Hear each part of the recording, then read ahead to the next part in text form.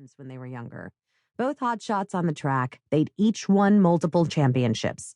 Eventually, they decided to form a racing team of their own, Cox Bonetti Racing, or CBR for short. The power pair had purchased the practice track together to use as a base of operations and had gone on to win several more ARRC championships. CBR soon became as legendary as the two men behind it. But the good times hadn't lasted.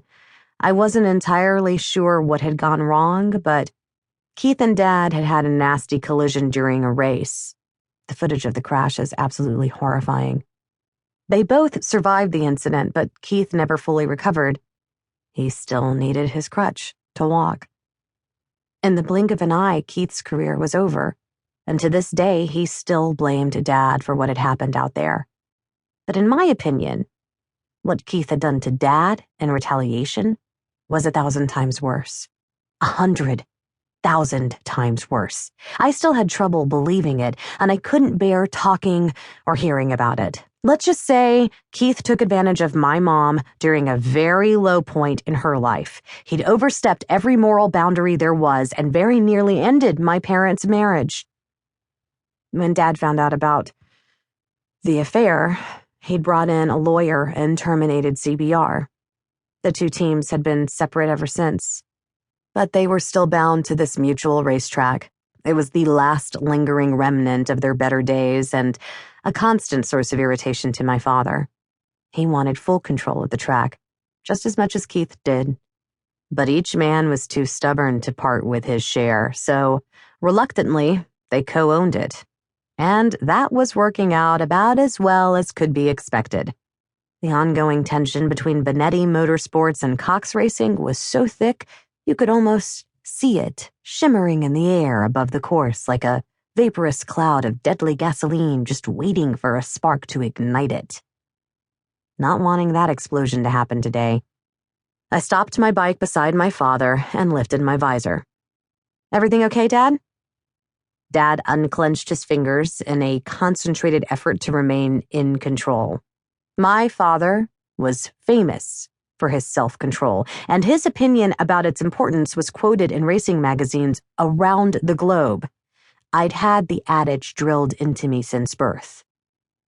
The person who wins the race may or may not have the best bike or the best crew or be the most talented rider, but one thing they will have is absolute control over their emotions. Winning is about schooling yourself as well as your equipment. Dad was my hero. And yet he was almost as unreachable to me as he was to any aspiring racer wishing to meet their idol.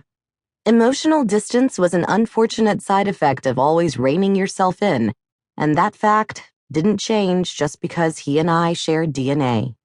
When I was here at the track with him, I was Jordan Cox's employee first, his daughter second. His gaze still firmly locked on Keith. Dad told me, "Everything is fine, Mackenzie. I was simply explaining to Keith, yet again, that we don't need to spend thousands of dollars redoing the sign so that Bonetti is listed first. It's a waste of time and money." While Keith narrowed his eyes, Dad turned to look at me. Every day, Dad had seemed a little older, like stress was aging him faster than time. His hair was more gray than blonde now, and even his eyes seemed a weaker shade of blue. They were still bright with intelligence, though, and steely with authority. Being around my father was a lot like being around the principal at school, or a police officer, or a drill sergeant. Someone whose presence commanded respect. I tended to stand straighter when I talked to him.